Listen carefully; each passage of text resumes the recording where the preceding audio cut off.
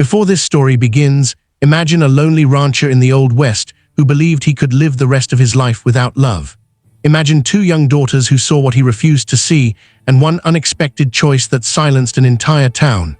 When a man said, "Pick anything you want," he never imagined his children would choose a woman everyone else feared.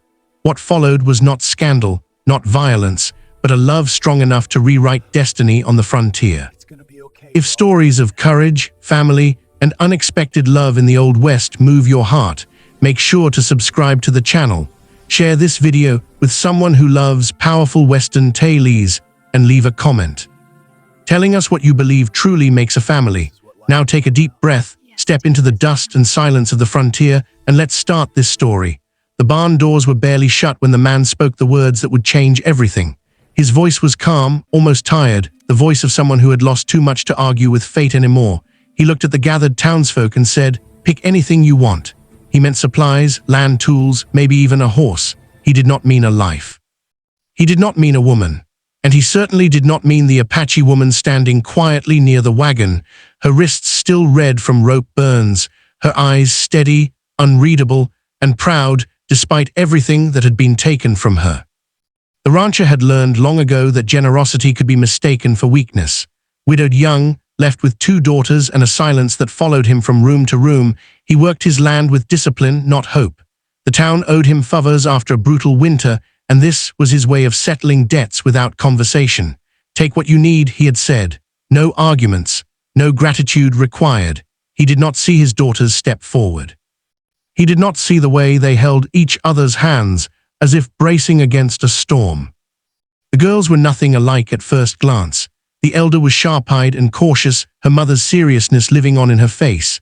The younger carried a softness, a habit of believing the world might still surprise her kindly. Both had grown up too fast. Both had learned to cook, clean, and hide their fear when the nights grew long. They had watched their father survive, not live. When he spoke those words, they heard something else entirely. They heard a door opening, just a crack. Their voices cut through the murmurs like a blade. "We want her." The barn fell silent. Men turned. Women stiffened. Someone laughed, thinking it was a child's joke. But the girls did not laugh. They pointed clearly, unmistakably, at the Apache woman.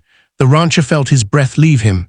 He turned slowly, his mind racing through consequences, dangers, the weight of a decision he had never offered them to make. The Apache woman did not flinch. She had been traded, chased, accused, and dragged across miles she no longer counted. She had learned that hope was a luxury best kept hidden. Her people had taught her dignity, even in defeat, and she held onto it now, standing straight though she owned nothing, not even her freedom. When the girls spoke, she met their eyes, not pleading, not fearful, only curious. No one had ever chosen her for kindness before. The rancher tried to speak, but words failed him. He saw the town's fear surface quickly, dressed as concern. Warnings came fast, whispered and loud. Apache could not be trusted. She would bring trouble, she would run, she would kill. The rancher had heard these stories all his life, but he had also seen the men who told them, hands dirty with cruelty. He looked again at the woman, then at his daughters, whose faces held a certainty he had never seen before. He knelt in front of them, lowering his voice. He asked if they understood what they were saying. The elder nodded. She spoke of empty rooms and long evenings. She spoke of how they still set an extra plate at the table without realizing it. The younger said nothing. She only reached out and took the Apache woman's hand, small fingers wrapping around calloused ones. The gesture was simple, unafraid, and it broke something open in the man's chest. The decision did not come with thunder or celebration.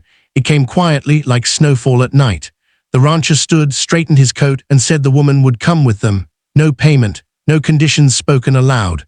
The town protested, then slowly backed away. Fear does not like to be challenged by calm certainty. The ropes were cut. The wagon rolled away. Behind them, the town returned to its routines, already rewriting the story to ease their conscience. The journey home was tense at first. The woman sat apart, eyes scanning the horizon, measuring distance and risk. The girls whispered to her, offering bread, water, smiles. She accepted with careful politeness. She did not speak their language well, but kindness does not require translation. By the time the ranch appeared, low against the setting sun, something fragile and new had begun to take shape, unnamed but real. Inside the house, the silence felt different, less heavy. The girls showed her the spare room, once locked, once untouched. She ran her fingers over the quilt on the bed, recognizing the work of another woman long gone. That night she did not sleep, neither did the rancher. He sat at the table, staring at his hands, wondering whether he had just saved a soul or invited disaster. For the first time in years, he did not know the answer. Morning came with unexpected sounds, laughter, the soft rhythm of footsteps moving with purpose. The Apache woman was already awake, already helping, already belonging in small, undeniable ways.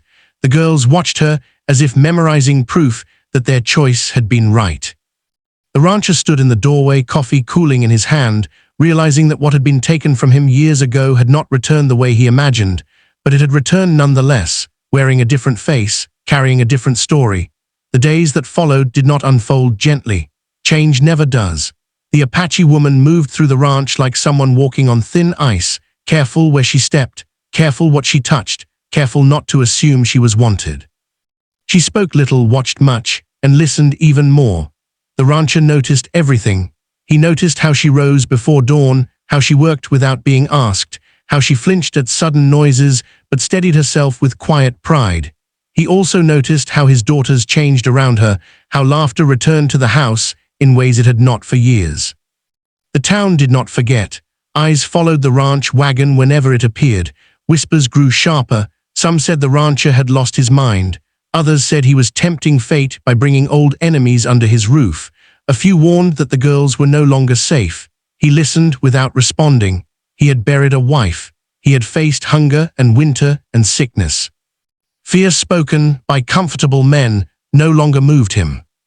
The real test came one evening when a group of townsmen rode out uninvited. Their horses stopped hard at the fence, dust rising like accusation. They demanded explanations, demanded the woman be sent away, demanded the rancher admit his mistake. The girls stood on the porch, hands clenched, watching their father step forward alone. The Apache woman remained inside, unseen but present, her fate once again being argued without her voice. The rancher did not raise his voice. He told them she was under his protection, that she had harmed no one, that his home was not theirs to govern. When one man suggested the girls had been bewitched, the rancher's calm vanished. He stepped closer, eyes cold, and said anyone who questioned his daughters' judgment could leave immediately or be removed. Silence followed. One by one, the men turned their horses away. Power, when used sparingly, leaves a deeper mark. That night, the Apache woman finally spoke at length. Her voice was low, steady, shaped by loss. She told him her name, her true name, not the shortened version the traders used. She told him of her people, scattered and broken, of promises made and broken by men with papers and guns. She told him she expected nothing. She would work. She would leave when asked. She would not bring trouble to his children. The rancher listened without interruption. When she finished, he told her she was not a burden and not a guest. He told her this was her home as long as she chose it to be. Trust did not bloom overnight. It grew like a plant in rocky soil, slow but determined. The girls learned her language in pieces, laughing at their mistakes. She learned theirs more quickly, especially the unspoken parts. She taught them stories not written in books, stories of stars and animals and courage that did not rely on guns or laws. The rancher watched from a distance at first, protective but unsure, until he realized something startling. The house felt balanced again, not full. Balanced. One afternoon, the younger daughter fell ill with a fever that rose frighteningly fast. Panic returned to the ranch like an old enemy. The Apache woman took charge without hesitation. She brewed medicines from herbs the rancher did not recognize, cooled the girl's skin, sang softly through the night. The rancher sat helpless, guilt crushing his chest. By morning, the fever broke. Relief came hard and sudden. When he looked at the woman, gratitude replaced doubt completely. It was after that night that the rancher began to see her differently, not as a responsibility, not as a risk, but as a woman shaped by strength rather than tragedy alone. They spoke more, shared meals, shared silence. Sometimes their hands brushed while working and neither pulled away too quickly. The girls noticed. Children always do. They did not tease. They simply smiled, as if watching a puzzle finally come together. The town shifted slowly, not because of speeches or apologies, but because time has a way of dulling fear when nothing bad happens. The Apache woman helped deliver baby during a storm. She treated injuries others could not. She showed patience where anger was expected. People began to greet her, then speak to her, then defend her when rumors surfaced again.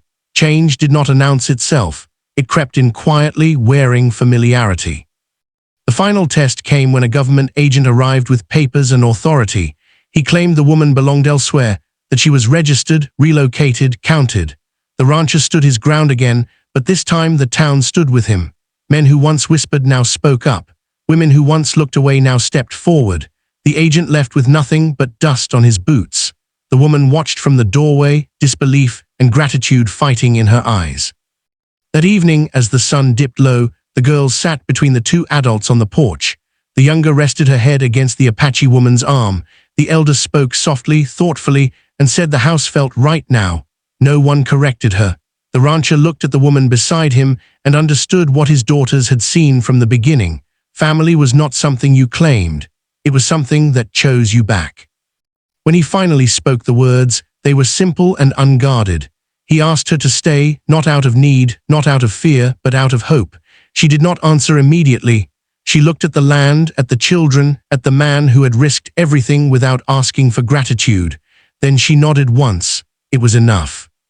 The story the town would later tell was different. They would say it was fate, or kindness, or bravery. But the truth was quieter and stronger. It was a choice made by two children brave enough to name what adults were afraid to see. And in choosing her, they gave themselves a future no one else could have imagined, built not on ownership or charity, but on belonging.